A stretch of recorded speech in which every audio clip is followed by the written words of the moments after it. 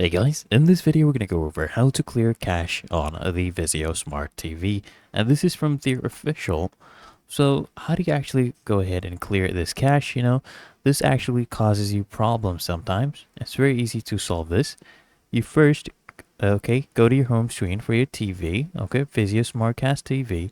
Then you want to navigate to the settings, go to the settings section from the home screen, and you can click on the settings icon from the menu of the Vizio Smart TV, and then you go to the app section.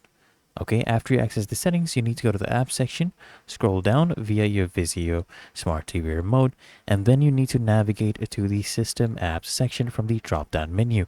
And then here, once you access the System Apps option, you just want to go ahead and click on Clear Cache, press on OK via the Vizio Smart TV, and then you can go ahead and clear your cache. Really that easy and simple, and this will go ahead and fix issues that your Vizio Smart TV may be having, responding to your commands slowly, and issues such as this.